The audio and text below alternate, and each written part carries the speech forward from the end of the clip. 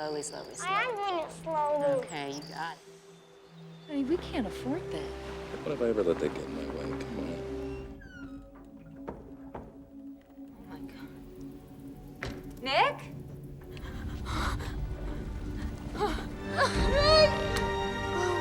This is the Coast Guard! Put the knife down, ma'am! Did you learn the alphabet, sweetie? Yeah. Daddy. Nick? The story revolves around a woman named Libby Parsons, who finds herself behind bars for a crime she didn't commit, the murder of her own husband. Spending 6 years in prison, she holds on to two things: the hope of reuniting with her son and uncovering the truth about her so-called dead husband. Once she's out on parole, she embarks on a mission to track down her child and get to the bottom of what really happened, all while being closely monitored by a strict parole officer who's got no patience for trouble. The movie kicks off with a peaceful scene. A mother and her little boy, Maddie, sitting by the shore, enjoying a quiet day of fishing on Whidbey Island, Washington. As they watch a boat sail by, Libby promises Maddie that one day she'll teach him how to sail because, according to her, it's even more fun than fishing. She then jokes that she wishes he'd never grow up. Otherwise, he'll find a pretty girl and sail away, leaving her behind.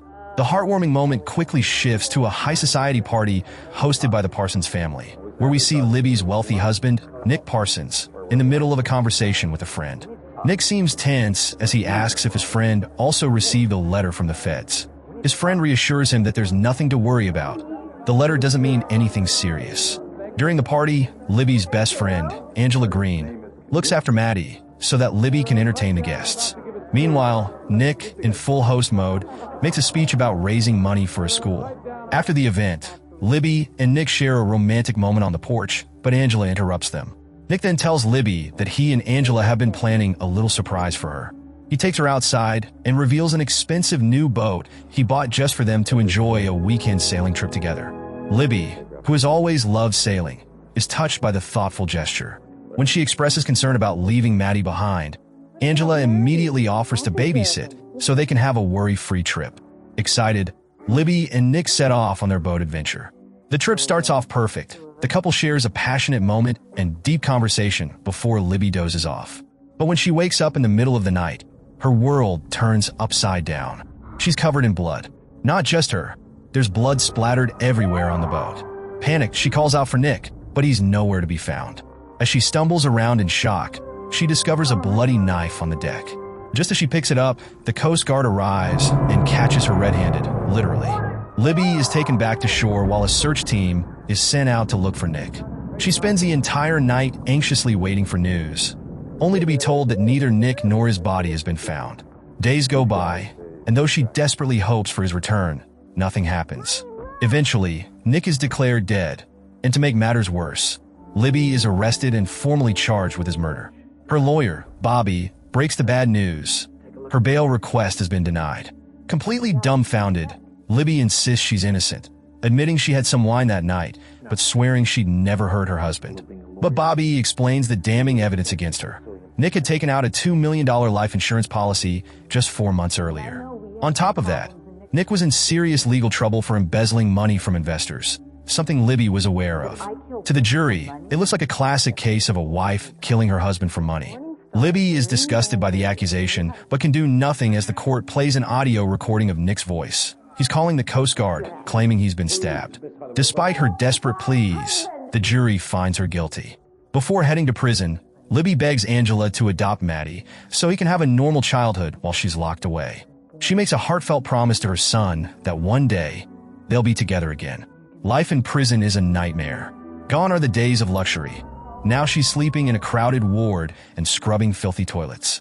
Angela occasionally brings Maddie for visits, but those visits become fewer and fewer until they stop altogether.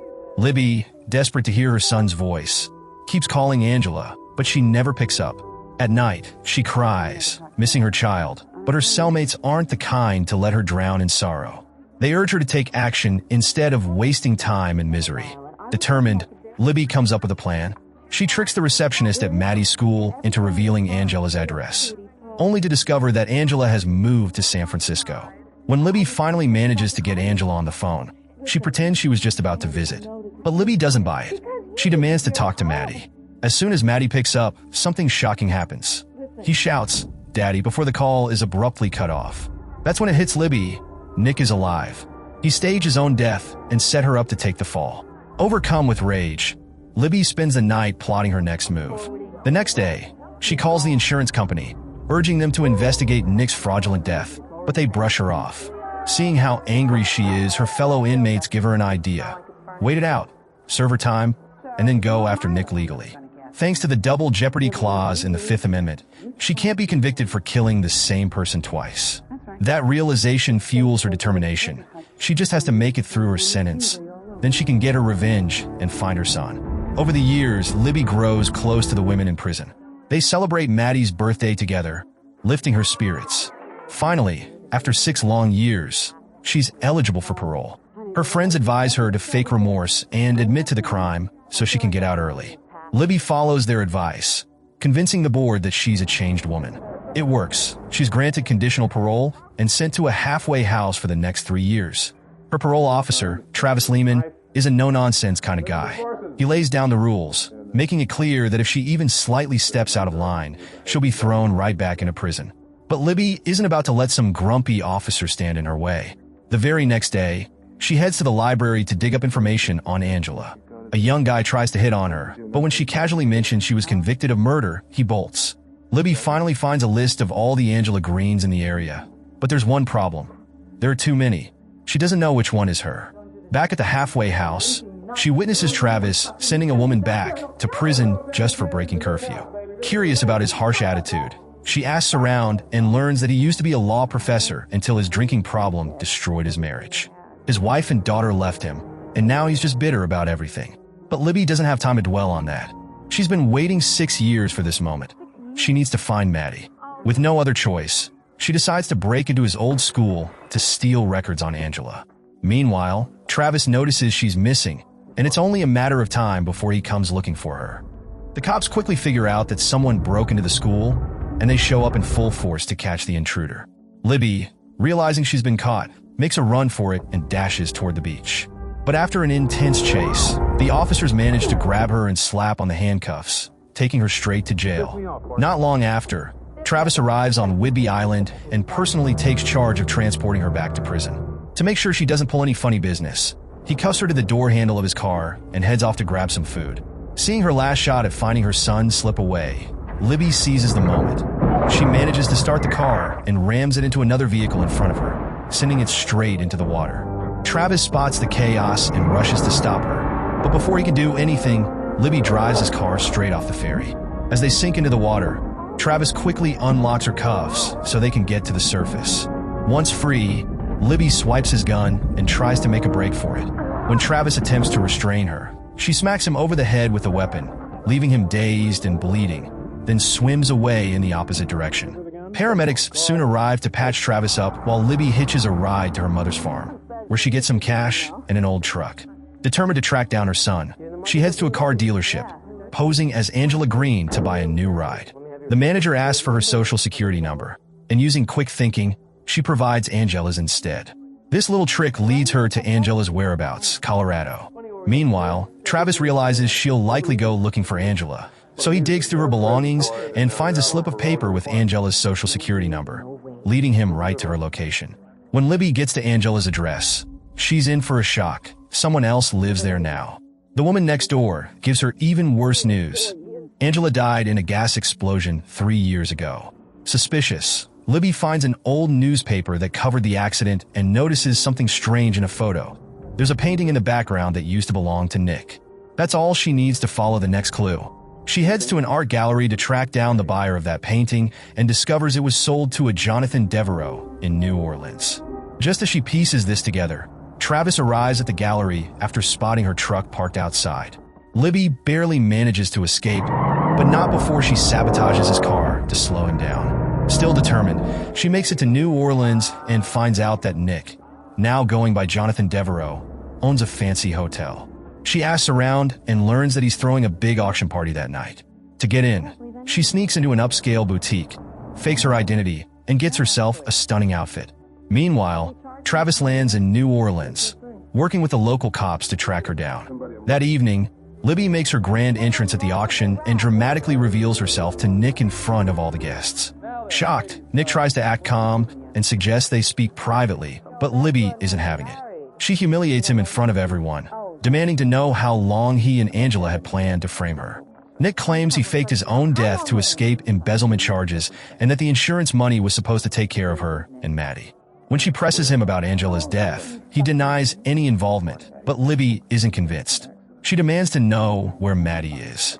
Travis arrives at the party and warns Nick, aka Jonathan, that the woman before him is dangerous, but Nick acts like he doesn't even know her. Meanwhile, the police have plastered wanted posters of Libby all over the city. A cop spots her walking in the streets and radios it in, but by the time Travis gets there, she's already gone. The next morning, he visits Nick's office and immediately notices the same Kandinsky painting Libby had been looking for. Libby then calls Nick and demands to see Maddie, instructing him to meet her at Lafayette Cemetery No. 3. He agrees and tells her Maddie is already inside, waiting for her. But it's a setup. As Libby follows what she believes to be her son, Nick attacks her from behind, knocks her out, and locks her in a coffin. Meanwhile, Travis digs deeper and asks his boss in Washington to fax over Nick's driver's license. Inside the coffin, Libby uses a lighter and is horrified to see a rotting corpse beside her. Desperate, she uses Travis's gun to shoot the coffin's hinges off and fights her way out. She escapes the tomb by smashing a window with a nearby vase. Travis finally gets a copy of Nick's license, but notices something odd. The picture doesn't match. That's when he realizes the truth. Meanwhile, Libby storms into Nick's hotel, ready for the final showdown. Just before she enters, Travis catches up to her. Overwhelmed with emotion, she breaks down in tears, finally finding someone who believes her. That night, Travis meets Nick at his hotel, pretending to be apologetic for doubting him. Then, he drops a bombshell. He discovered 6 Nicholas Parsons in Washington, and the third one had Nick's real photo. Knowing he's caught, Nick tries to bribe Travis with $1 million and even confesses to killing Libby. But to his surprise, Libby steps into the room, gun in hand. When Nick warns her that killing him would land her back in prison, she smirks and reminds him of double jeopardy. She can't be charged twice for the same crime. Terrified, Nick spills the address of Maddie's boarding school in Georgia and begs her to let him go. Instead of pulling the trigger, Libby shoots the Kandinsky painting behind him, vowing that he won't get an easy death. He'll suffer in prison just like she did. That's when Travis reveals he recorded Nick's confession. Furious, Nick pulls out his gun and shoots Travis in the shoulder. Before he can finish the job, Libby fires multiple shots, taking Nick down for good. Paramedics arrive to tend to Travis's wounds. Libby, ready to move on, asks for her freedom. Travis insists on taking her back to Washington to clear her name officially. In the end, he drives her to Maddie's boarding school in Georgia. Nervous that her son might not remember her, Libby hesitates. But Travis encourages her, and as she steps forward, Maddie instantly recognizes her and runs into her arms. The movie wraps up on a happy note.